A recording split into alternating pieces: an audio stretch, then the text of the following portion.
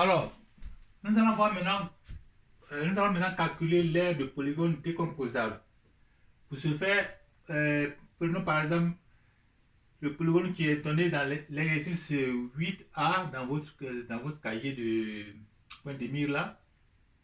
Et donc, nous voulons calculer son aire.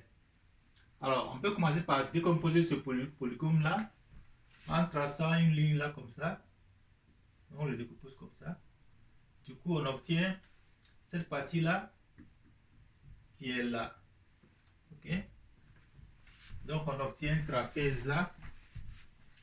On obtient ce trapèze. Donc, l'aire, on peut l'appeler l'aire A1. Et de l'autre côté, ça c'est un carré. On appelle aussi, on appelle le côté l'aire A2. Ok?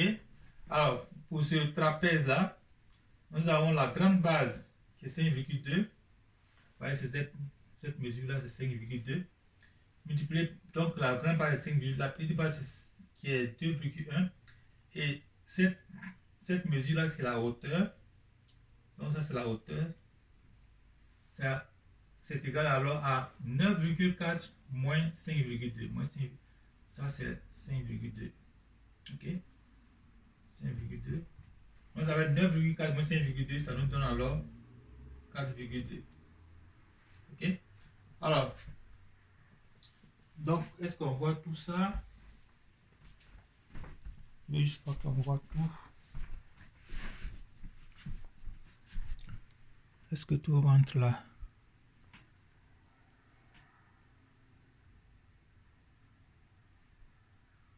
Ouais, donc on obtient deux figures.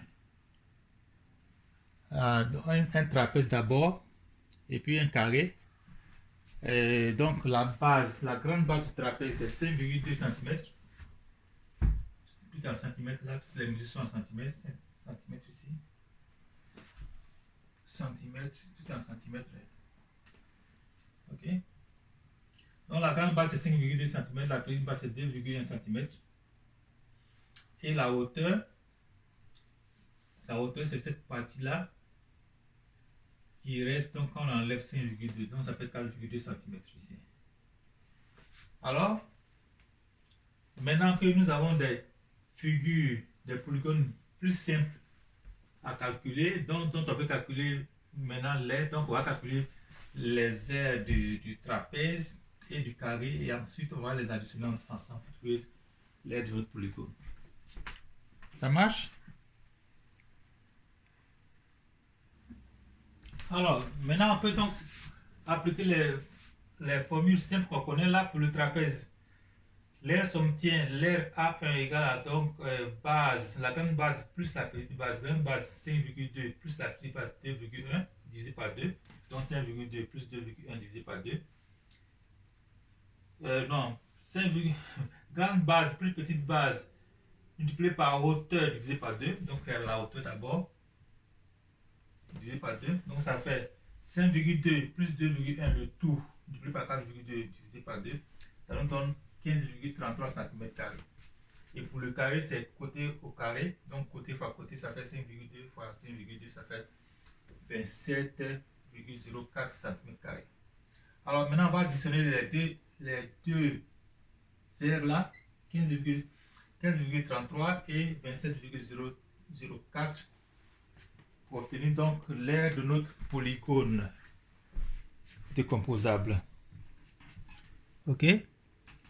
Alors donc, on va donc additionner les deux aires. Ça nous donne alors, on va prendre les deux aires là, ça plus ça. Ça nous donne l'aire de notre polygone. Ça fait alors, donc les deux, ça plus ça. Ça nous donne alors l'aire de notre polygone que j'écris en haut là-bas. L'aire de notre polygone, ça fait alors 15,33 plus 27. Donc j'écris là. J'écris les deux ici en haut là. Donc ça fait 15,33 plus 27,04, ce qui nous donne l'aire de notre polygone qu'on recherche, polygone décomposable, ça fait 42,50, ça fait 42,37 cm². Ok, ça c'est l'aire de notre polygone, le polygone de départ, le polygone décomposable de départ. Ok, donc il fallait juste décomposer, diviser, voilà, décomposer de sorte à obtenir de simples polygones dont on peut calculer facilement les aires, et puis après les additionner ensemble pour trouver l'aire de notre polygone décomposable de départ. Ok, donc je crois que est-ce qu'on a fini? On a un autre exemple peut-être. Ouais, on prend un autre exemple et puis ça va pour aujourd'hui. Alors nous continuons avec les polygones décomposables, notamment le calcul de l'aire de polygones décomposables. Et au numéro 13 de votre dans le manuel là, il nous est donné un groupe de 7 alvéoles qui sont donc collées les unes contre les autres. Et chaque alvéole a la forme d'un hexagone, c'est-à-dire que ça a 6 côtés isométriques et 6 angles aussi internes isométriques. Et donc, chaque côté de ce polygone-là, de cet hexagone-là, mesure 5,3 mm.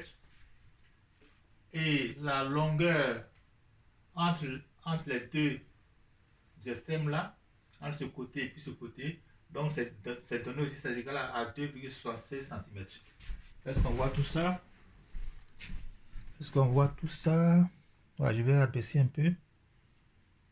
Voilà, je vais ajuster un peu la caméra.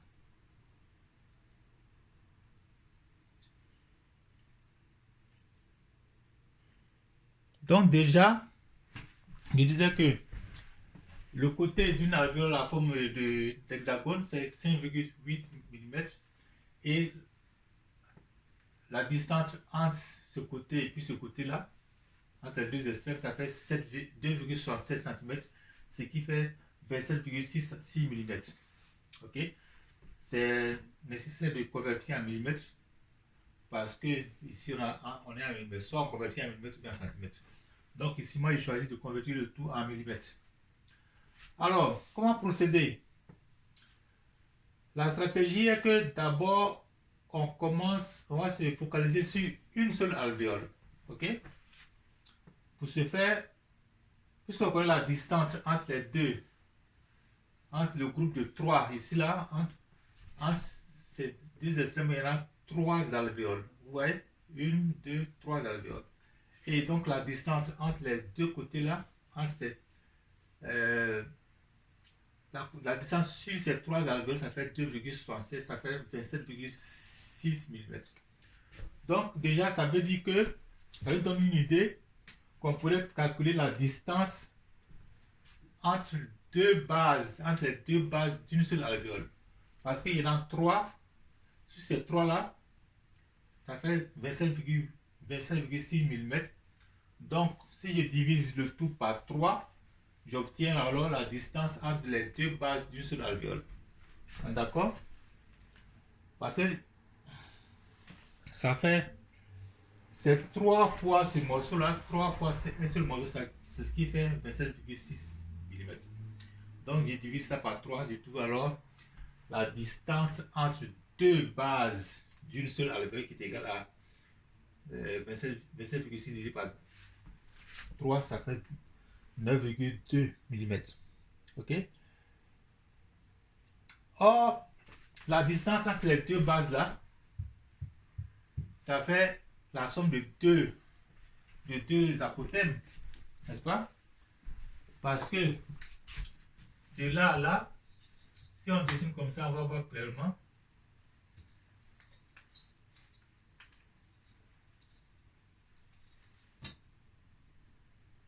Alors, si on dessine rapidement comme ça,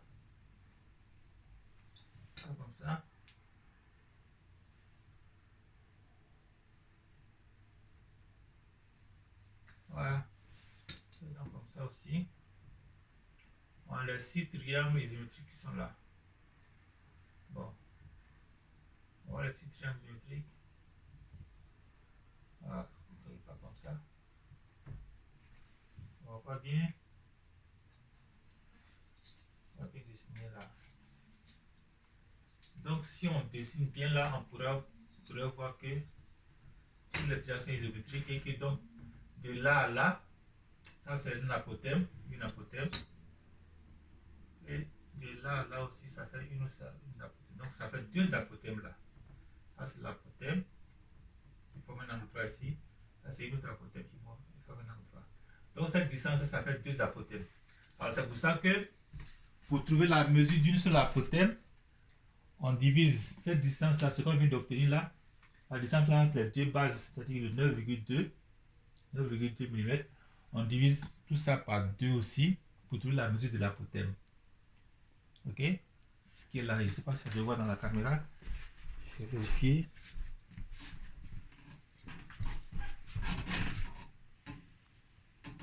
Ouais, donc si on divise ce qu'on vient d'obtenir là,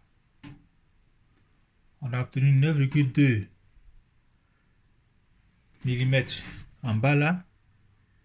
Ouais, 9,2 mm qui est là, qui est donc la distance 9,2 mm, c'est la distance entre 2 alvéoles là, entre les 2 bases, ok.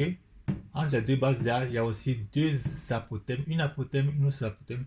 C'est pour ça qu'on divise le 9,2 par 2 pour trouver la mesure d'une seule apothème, ok.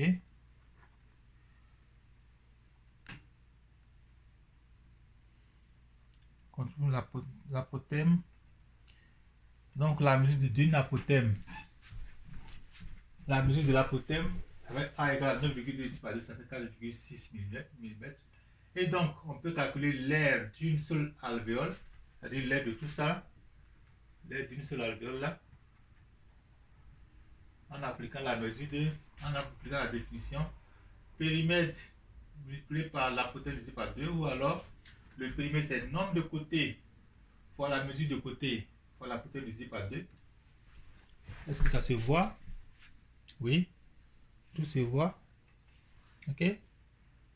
Et dans notre cas ici, on a un hexagone dont le nombre de côtés c'est 6. La mesure du côté c'est donné là, 5,3. Et l'apothème, on vient de le calculer, ça fait 4,6 mm là. Et donc on calcule simplement l'aire d'une seule alvéole égale à 6 fois 5,3 fois 4,6 divisé par 2. Ça nous donne 73,14 mm². Et donc, on calcule alors l'aire totale de tout le groupe de ces 7 alvéoles là, en prenant donc l'aire d'une seule alvéole multipliée par 7. Ok.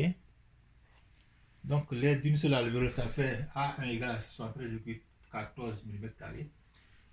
Et comme puisqu'il y en a 7 alvéoles, on multiplie par 7, ça fait 7 fois 73,14, ce qui nous donne 511,98 mm².